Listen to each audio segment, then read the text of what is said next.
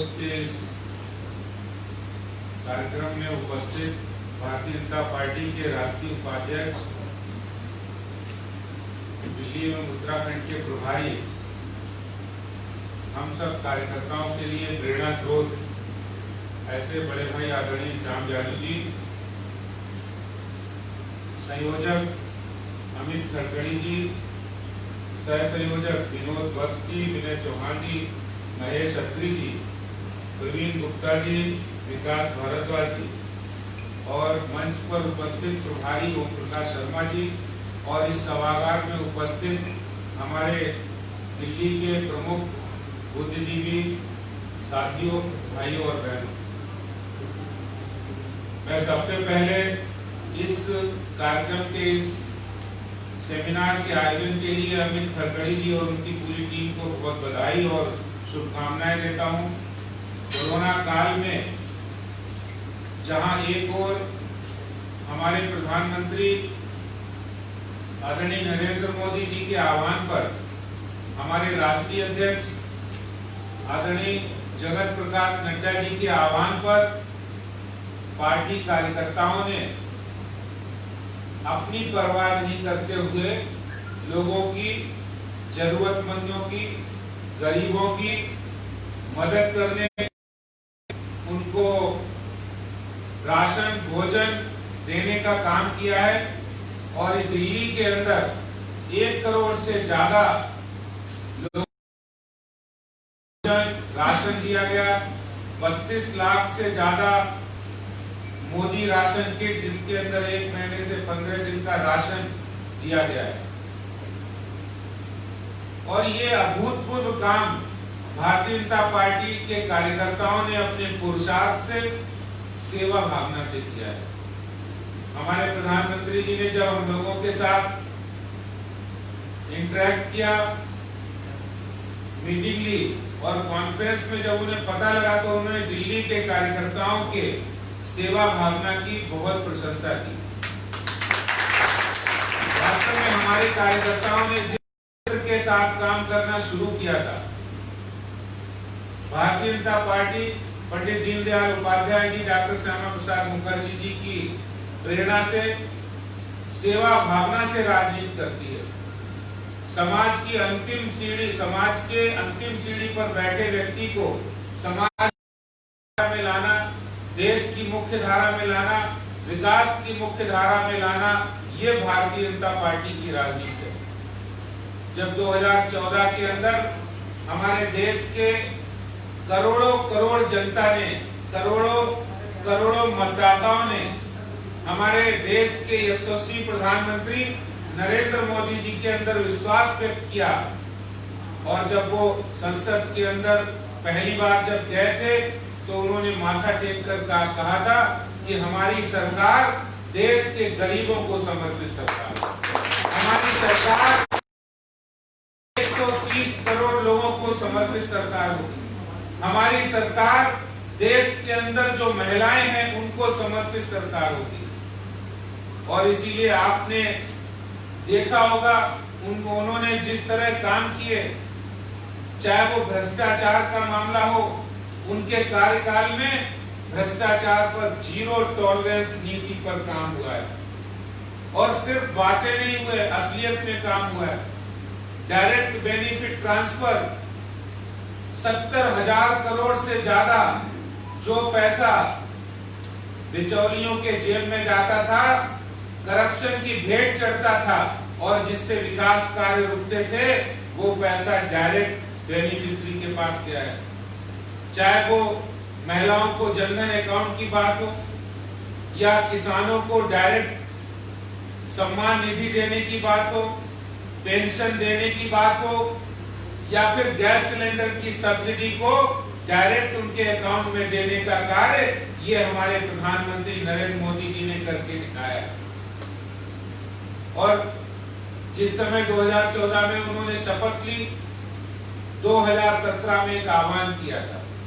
मैं उस आह्वान के बारे में आपको बताना चाहता हूं कि 2017 उन्होंने आह्वान किया 22 के अंदर, जब ये देश स्वतंत्रता की 75वीं वर्षगांठ मना रहा होगा, उस समय हमें कहां पहुंचना है, इस देश को कौन से नए कीर्तिमान स्थापित करने हैं, विश्व के देशों में अग्रणी भूमिका में आना है, उसके लिए हमें क्या करना होगा।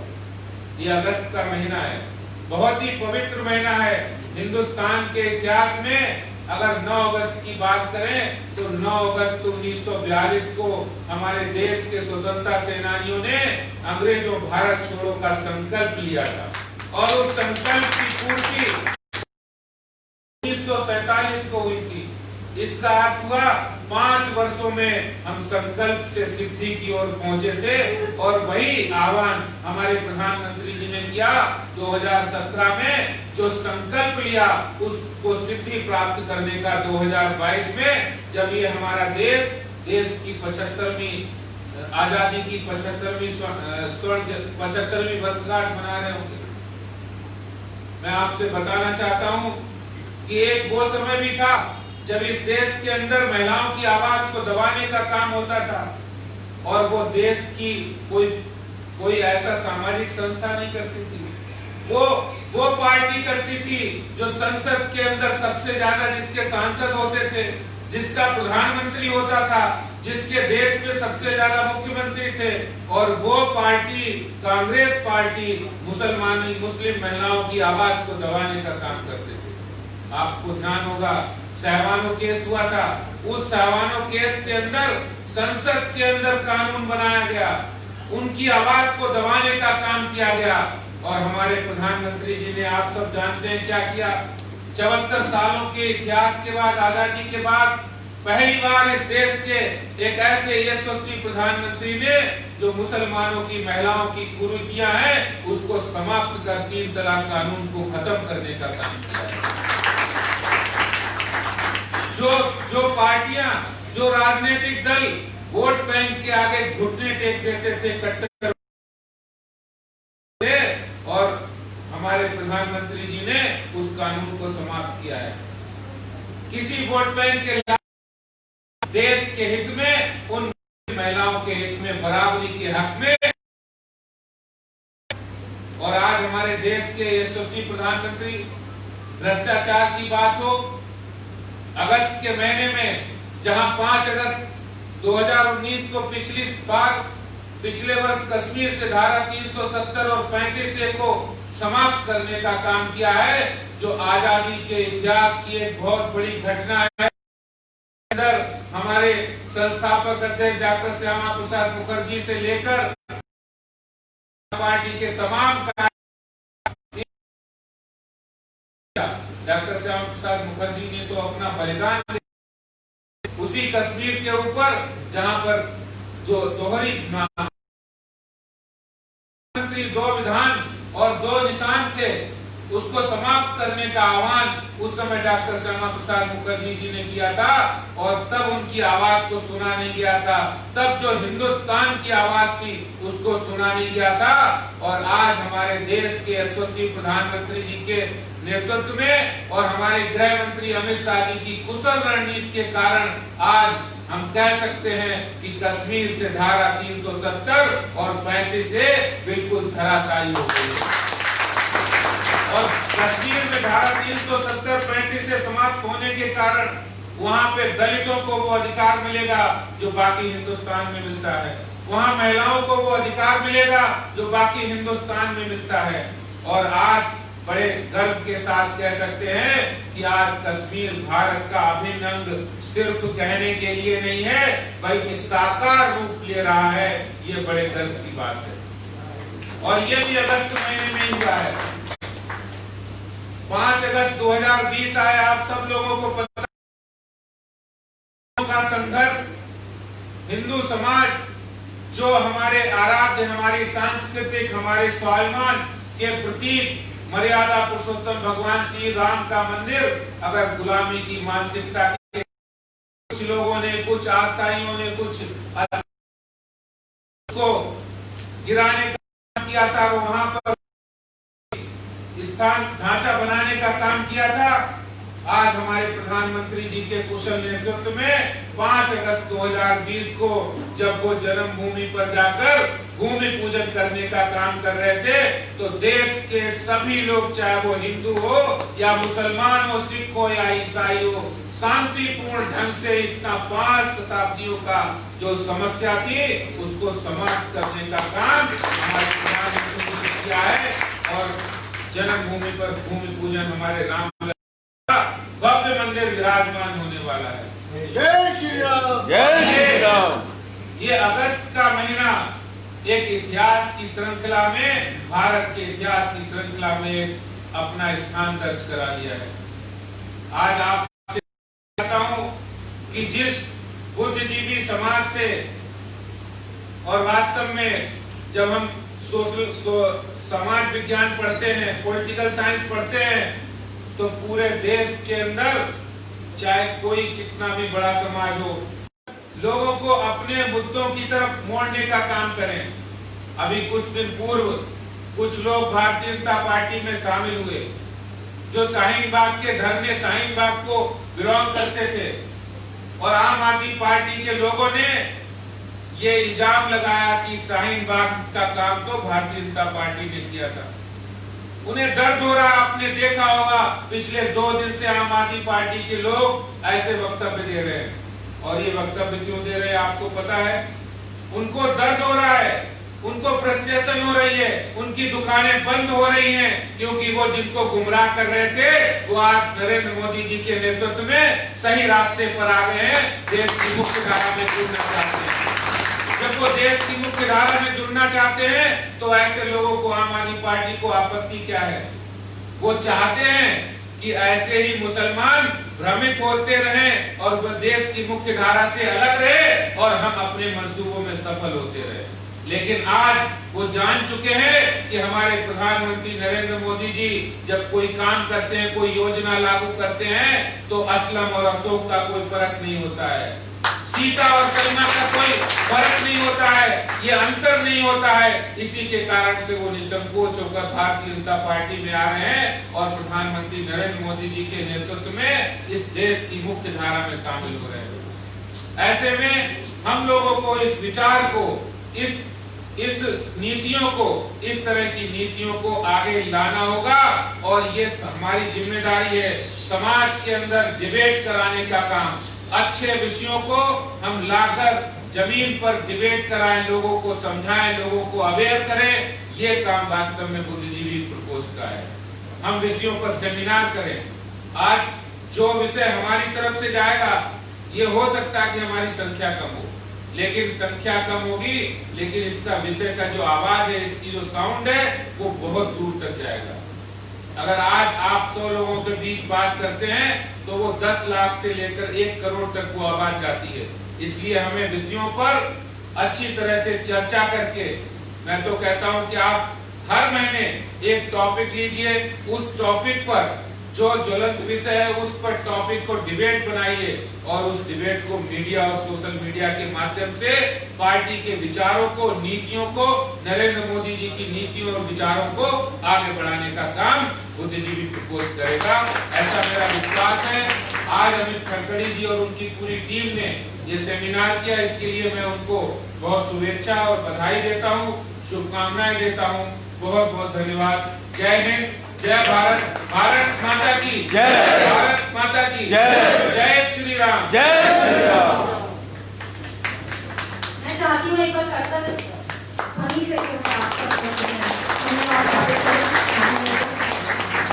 माननीय अध्यक्ष और पार्टी के अध्यक्ष सिर्फ फेसबुक या ट्विटर पे मिल रहे हैं, लेकिन हमारी खुशकिस्मती है, हमारा सौभाग्य है कि आज भी प्रदेश अध्यक्ष जी जनसंपर्क में है और जन जन तक अपनी बात पहुंचा रहे हैं, जन जन तक मिलते हैं, और ऑफिस में जो है हम सब कुछ में और आशीर्वाद देते हैं। और चकचिल्ला खादर गाँव में तब उनकी पहुंच हुई, ये एक बहुत बड़ी उपलब्धि है, जहाँ तक रोड्स नहीं है और वहाँ नेतृत्व में, आदरणीय अध्यक्ष जी के नेतृत्व में वहाँ तक जो है खाना पीना और सब पहुँचा।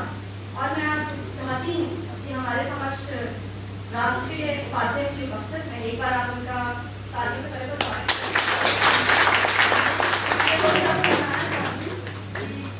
ये भाजपा के भीड़ है, आदरणीय भाई साहब हमारी जो पार्टी है उसकी भीड़ है, और देवभूमि उत्तराखंड के और दिल्ली के प्रभारी हैं। शक्ति होती है, ये हम उपाध्यक्ष जी हैं। और जैसे भाई साहब का नाम है, मैं चाहती हूँ, मैंने उनको कृष्ण से जोड़ा है, उनका नाम श्याम है। तो जैसे कृष्ण में रस और ज्ञान का एक संतुलन था, वैसे ही भाई साहब में भी कहीं ना कहीं एक रस का और ज्ञान का बहुत संतुलन है। और वे इतने कृतज्ञ हैं, जैसे कृष्ण ने गीता का ज्ञान दिया था, मैं चाहती हूँ वो देवभूमि उत्तराखंड से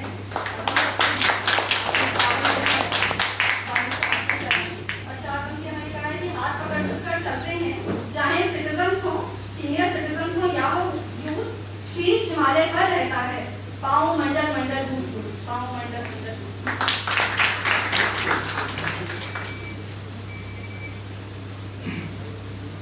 आज के इस सभागार में उपस्थित दिल्ली प्रदेश के लोकप्रिय अध्यक्ष आदेश गुप्ता जी, आज के कार्यक्रम के संयोजक अमित खड़गड़ी जी, बुद्धिजीवी सेल के प्रभारी ओम प्रकाश शर्मा जी, सह संयोजक विनोद वत्स जी, विनय चौहान जी, महेश अत्री जी, प्रवीण गुप्ता जी, विकास भारद्वाज जी, भाई और बहन, अमित जी ने बहुत अच्छे विषय का आयोजन।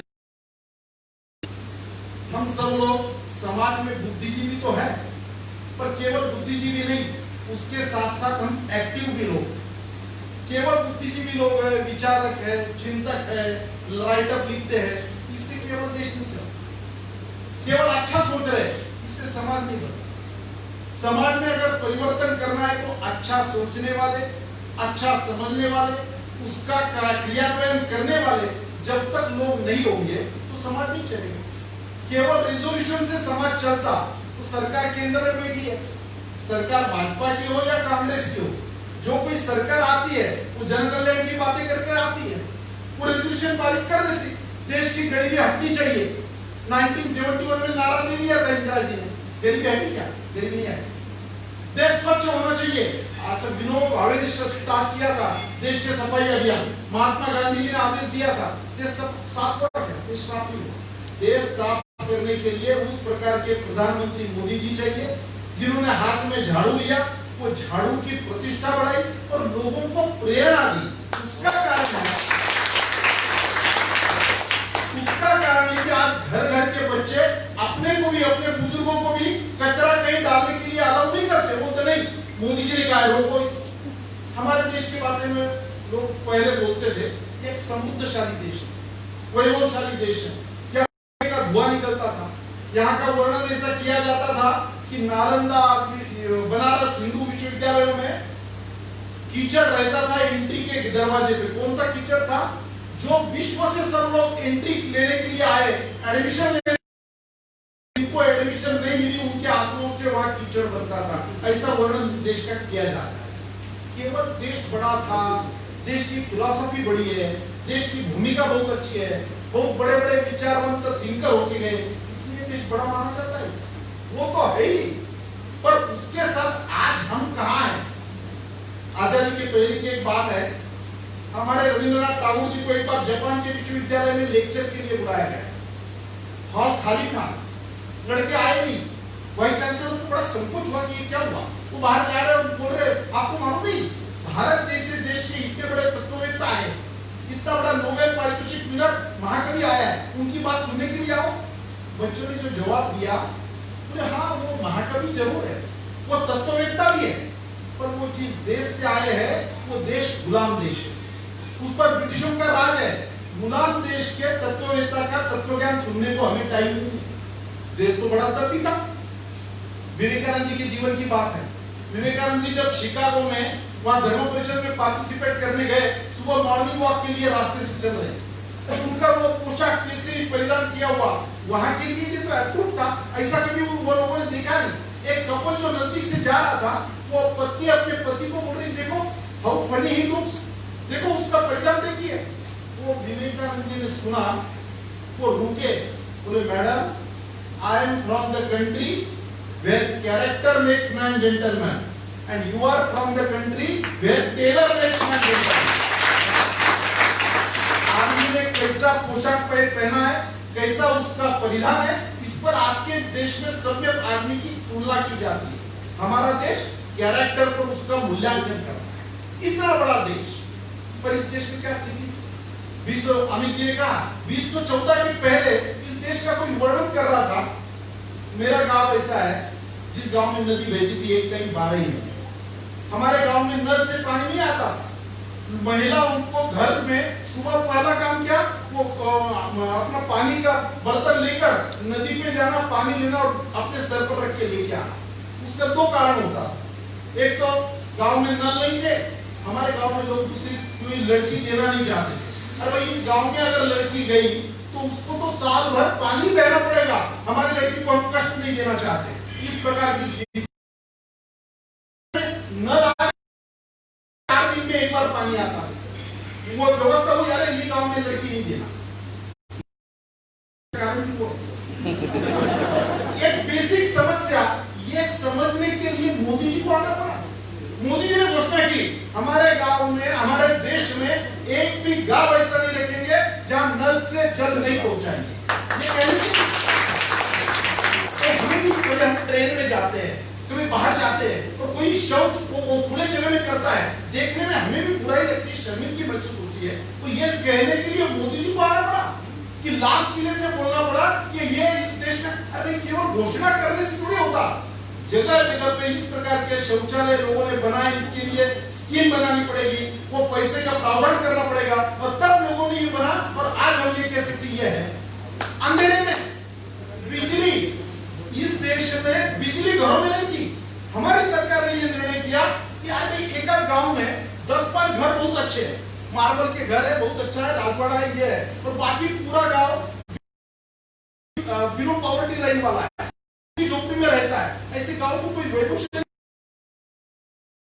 आदि जी कह रहे थे अयोध्या का काम, मैं भी अयोध्या जाके आया। 5 अगस्त को कार्यक्रम हुआ, 8 अगस्त को मैं अयोध्या में था। मुझे देख के इतना दुख हुआ कि यार भाई वो भगवान रामचंद्र जी का जन्म स्थान, तो इतनी गरीब दरिद्री लोग वहां पर इस प्रकार के रहते थे, वो गांव में कोई जानी बची नहीं। अब ये संवेदना समझने के लिए मोदी जी को आना पड़ा। एक मंदिर का केवल निर्माण नहीं है, मंदिरों की क्या कमी है, हर गली में मंदिर है इस गांव देश में। एक वो मंदिर है जो हम सबके लोगों के स्वाभिमान से,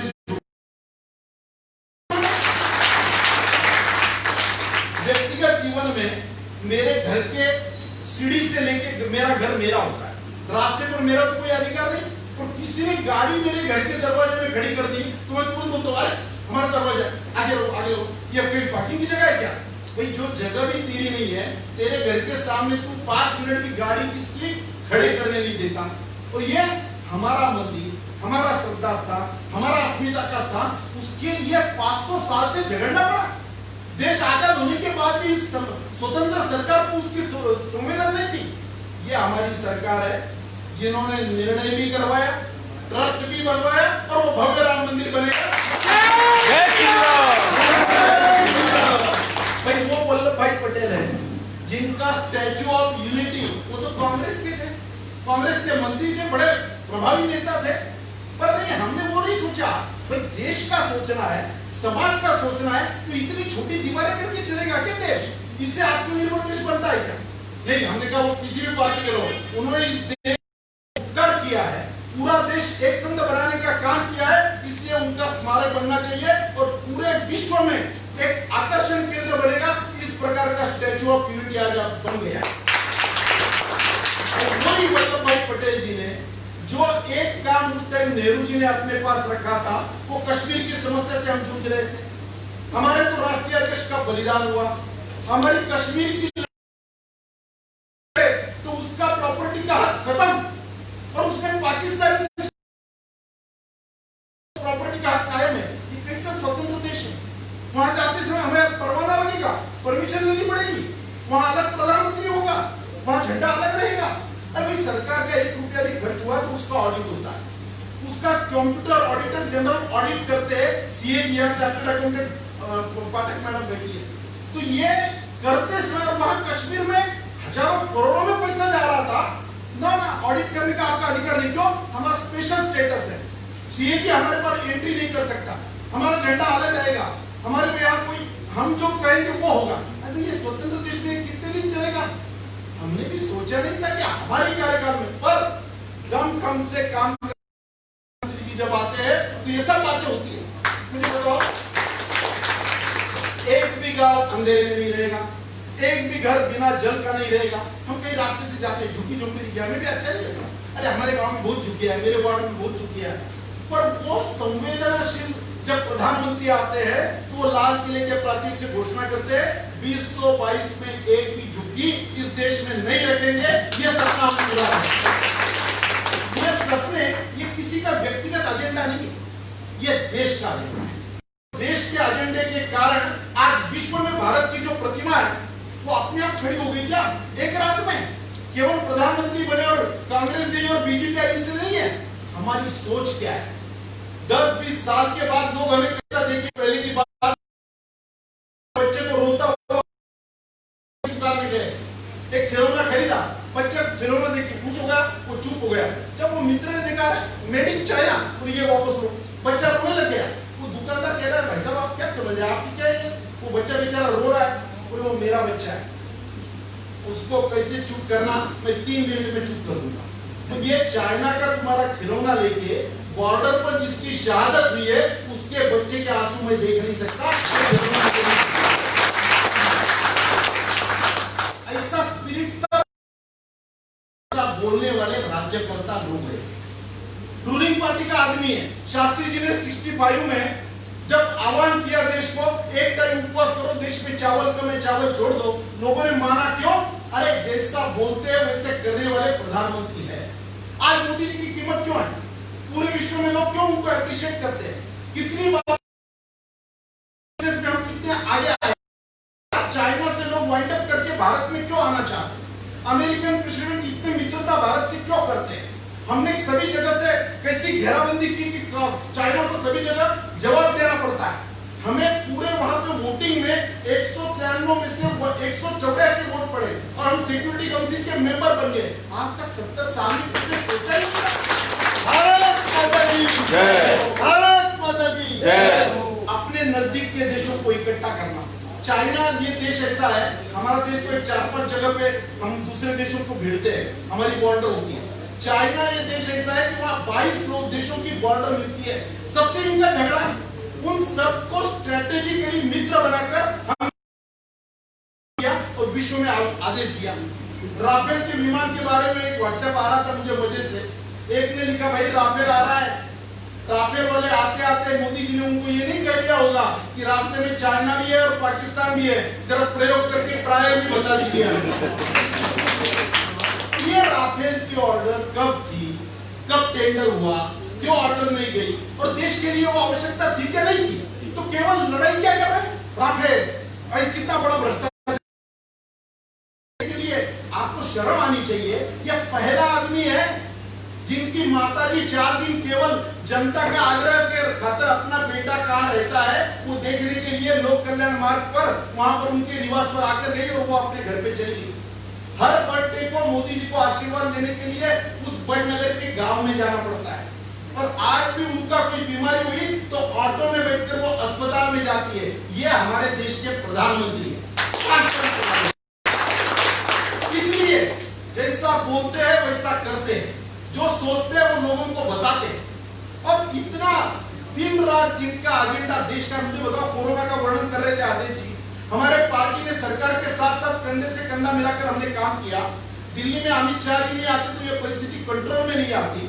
दिल्ली के उप मुख्यमंत्री ने बोल दिया 5.5 लाख केसेस हो जाएंगे, अस्पताल में जगह नहीं मिलेगी, वेंटिलेटर हमारे पास है नहीं, नर्सें और डॉक्टर कहां से ढूंढ के लाएंगे और लोग तैयार रहे, कुछ भी हो सकता है। अरे भाई भारतीय जनता पार्टी का प्रमुख का ये काम होता है क्या? अरे जनता की हिम्मत बढ़ाना, जनता को ढाढ़स देना, ये आपका काम है। वो छोड़कर आप जनता में दहशत फैला रहे, जनता में डर महसूस कर रहे हैं। ये देखकर जब आदित्य जी के नेतृत्व में दिल्ली पार्टी का डेलीगेशन गया, अमित शाह जी को कहा आपको इंटरफेयर करना चाहिए। दिल्ली देश की राजधानी है, दिल्ली अशांत है, लोग खुद को असुरक्षित महसूस कर रहे हैं, आप खुद इसमें ध्यान दो। और तब वो देखकर वो आए और वो आने के बाद क्या क्या हुआ हमने देखा। एक बार भी केजरीवाल नहीं गया कोई अस्पताल में, हमारे अमित शाह जी गए, डॉक्टर हर्षवर्धन गए, हमारे सांसद गए, हमारे कार्यकर्ता जान हथेली पर लेकर।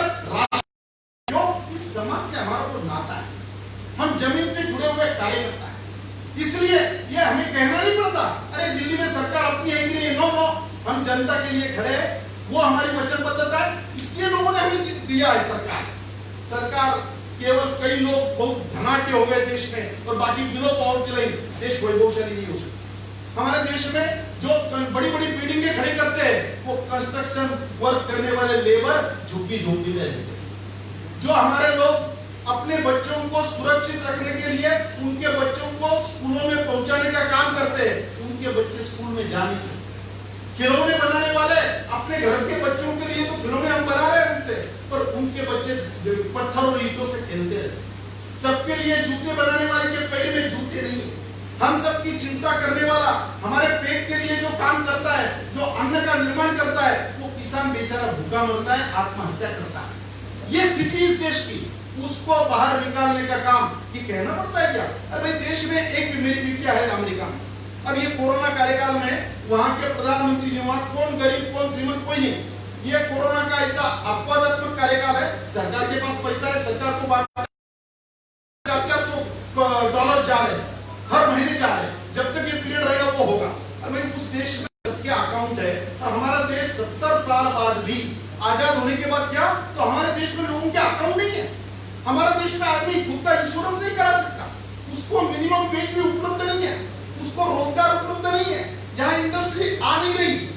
आज अभी कई दिन पहले हमने घोषणा की 101 यूनिट जिसका डिफेंस में उपयोग होता है, और जो चीजें विदेश से आती है, एक भी चीज अभी विदेश से नहीं आएगी, हमारे लोग उसका निर्माण करेंगे। अब ये करने के लिए मोदी जी को आना पड़ा।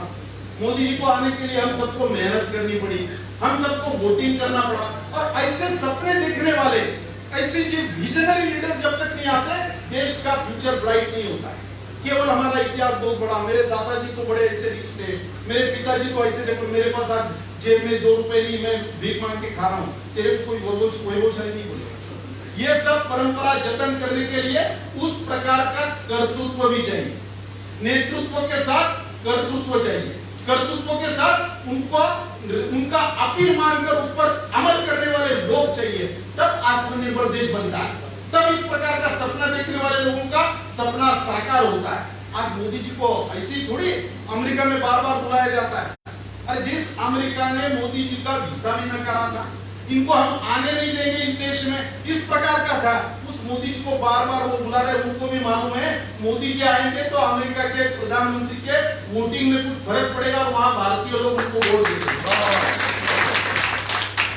ईज ऑफ डूइंग बिजनेस में हम कैसे आगे आए, पूरे विश्व के में हमारी क्रेडिबिलिटी बड़ी कैसे बढ़ी है, लोगों का हमारा पर कैपिटा इनकम कैसे बढ़ रहा है, हमारे देश में इंफ्रास्ट्रक्चर कैसे बढ़ रहा है। बॉर्डर के रोड पे कांग्रेस के जमाने में जो नो मैन एरिया होता है 2 देशों में, वहां इंफ्रास्ट्रक्चर ही नहीं बन रहा था। क्या बोले यहाँ क्या करना है, ये तो नो मैन एरिया, ये तो ऐसे ही छोड़ दो। अरे भाई, हमारे जवान को जब लड़ाई करनी है तो वहां पहुंचने के लिए अगर 48 घंटे लगेंगे, तो मोदी जी ने कहा एक भी बॉर्डर ऐसी नहीं रहेगी। हर बॉर्डर पर इस प्रकार का हमारा काम रहेगा कि हमारा जवान 2 घंटे में वहां पहुंच जाना चाहिए।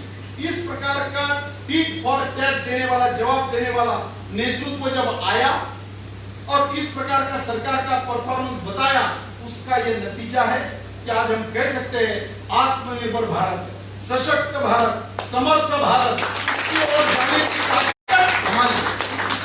इसलिए हम लोकल की वोकल बात कर सकते हैं, इसलिए स्वदेशी का मंत्र हम दे सकते हैं। इसलिए पूरे विश्व को जो दवा हमारे पास थी, वो अपने प्लेन से जाकर अपने देश को जितना आवश्यक है वो छोड़कर वो दवा हम उनको दे सकते हैं। जिस देश में एक भी वेंटिलेटर तैयार नहीं होता था, वहां वेंटिलेटर तैयार हो सकता है। पीपी किट तैयार नहीं होता था, पीपी किट तैयार बन के हमने बता दिया। मास्क एक भी बन नहीं रहा था, आज सबके मुंह पर मास्क लगा हुआ है। और होममेड मास्क विश्व को दी हुई कल्पना है। विश्व में कभी भी N95 मालूम था, जब भारत ने यह शुरू किया, यार भाई ये देश की मिट्टी क्या है, हर गरीब आदमी क्या रोज नया N95 मास्क ला सकता है, और इससे गरीब हो या श्रीमंत हो सबको तो झगड़ना ही है। ये मोदी जी की सोच है। क्यों? एक गरीब परिवार से आया हुआ नेतृत्व क्या कर सकता है, समाज के बारे में दिन रात चिंतन करने वाला नेतृत्व क्या कर सकता है, और देश को केवल आगे आगे और आगे ले जाने का जिनका एजेंडा है वो क्या कर सकता है, ये मोदी जी ने दिखाया है। हम सब भाग्यवान लोग हैं, उनके सिपाही के रूप में हम समाज में है। हम सबकी एक मर्यादा है, हम बातें बहुत करते हैं पर हमारे सरकार की बात लोगों तक पहुंचाने का जो काम है, हमारे कई मीटिंगों में मैं देखता हूं, लोगों को हमारी भी स्कीमें मालूम नहीं, हमने कितना बड़ा काम कर दिया, अपने घर के आदमी की कीमत ही नहीं होती हमें। कि आज तक मोदी जी आने के बाद देश में एक भी बॉम्ब विस्फोट नहीं हुआ। क्यों नहीं हुआ? आज तक कांग्रेस के जमाने में कभी सर्जिकल स्ट्राइक नहीं हुआ, हमने करके दिखाया। क्यों? जवानों के खुले हाथ छोड़ने का काम हमने किया नहीं लोगों की, या बीजेपी वाले देशभक्त लोग नहीं, मिलिट्री वही है, बैंक के कर्मचारी वही है, देश की पूरी ब्यूरोक्रेसी वही है, उनसे काम लेना हम जानते हैं। क्यों? हम प्रामाणिक हैं, हम ट्रांसपेरेंट है, हमारी नीति स्पष्ट है, हमारी नीयत साफ है, इसलिए यह सरकार कर सकती है। हम ऐसे कार्यकाल से गुजर रहे हैं कि जिसके कारण पूरे विश्व का हमारे ऊपर ध्यान है। हमारा काम यह बनता है, जो बातें हमारी सरकार कालोचित परिवर्तन करके देश को आगे ले जाने के लिए कर रही है, हमने स्टडी करना चाहिए। लोगों में रूप से कल शाहीन बाग के लोग आए, बाकी सब लोग आ जाएंगे, ये उनकी जरूरत है, हमारी नहीं है। हम नहीं गए उनके पास, नहीं हमने उनकी कोई केस कम करने का उनको कमिटमेंट दिया, ना कोई टिकट का उनको भरोसा दिया। उनको ऐसा लग रहा है ये राष्ट्रवादी लोग हैं। अब मुख्य प्रवाह में अगर हम नहीं गए तो हम यहाँ रह नहीं सकते। उनको ध्यान में आ गया, एक भी कोई मुसलमान को पकड़ के हमने समुद्र में नहीं डुबाया, किसी को हमने बाहर जाने के लिए टूट नहीं मांगे। हाँ, इसलिए देश धर्मशाला नहीं है। अगर अमेरिका का बेड़ा नहीं सकता, वो देश कानून से चलता है, तो ये क्या धर्मशाला है? आओ जाओ घर तुम्हारा, ये नहीं चलेगा। ये कहने की ताकत वाला नेतृत्व आज काम कर रहा है। भाइयों और बहनों, हम सब इंटेलेक्चुअल सेल के कार्यकर्ता है। इंटेलेक्चुअल प्रभावी तरीके से रखना जानता है, सोचना जानता है। आम आदमी पार्टी कितना मजाक कर रही है दिल्ली से, दिल्ली को कैसे अंडर एस्टिमेट कर रहा है। ऑक्सीमीटर आता है, वो इनको डोनेशन में लोग दे रहे हैं। रूलिंग पार्टी देना चाहिए, अच्छा तो मेरे घर में ऑक्सीमीटर है, मेरे घर के बाहर में बोर्ड लगाऊंगा, ऑक्सीमीटर सेंटर, आम आदमी पार्टी का ऑक्सीमीटर सेंटर। कोई आपको 1 मिनट में कोई लगा दे, घर में दिखता है मेरे पल्स कितने हैं, मेरा ऑक्सीजन कितना है, बस। और वो ऐसे सेंटर हम खोल देंगे जनता के लिए खुला। अरे एक छोटा 400 रुपए का इंस्ट्रूमेंट घर घर में जो लोग रखते हैं, कल थर्मामीटर लगाएंगे जिससे हम अपना फीवर, और बोलिए सेंटर हमने खोल दिए। सरकारी काम है, ये सेंटर हमने खोल दिए। ये जनता को बहकावे में लाने का और इस प्रकार की मजाक करने का। अरे 230 करोड़ रुपया जो सरकार ने दिया मोदी जी ने कोरोना के कार्यकाल में, वो अपने एडवर्टाइजमेंट में खर्च किया। एडवर्टाइजमेंट से कोरोना जाएगा क्या? वो खर्च किया। ये सब जवाब हम नहीं बोल रहे, उनके इंफॉर्मेशन एक्ट के अनुसार अमित जी ने जो डाटा मेरे पास लाके दिया उसमें आएंगे जवाब, इतना रुपया इस पे खर्च हुआ है। ये सब बातें मुझे लगता है जनता में जाके जब तक हम बोलेंगे नहीं, तब तक इसका प्रभाव प्रसार नहीं होगा। हम उस पार्टी से कार्यकर्ता के हमें संकोच क्या है? ऐसी पार्टी के कि वो पार्टी दिन रात मेहनत कर रही है और देश को आगे ले जाने का जिनका एजेंडा है, बहुत अच्छा कार्यक्रम का आयोजन करने के लिए अमित जी, शर्मा जी और आप सबका मैं धन्यवाद देकर मेरे 2 शब्दों को विराम देता हूँ। नमस्कार।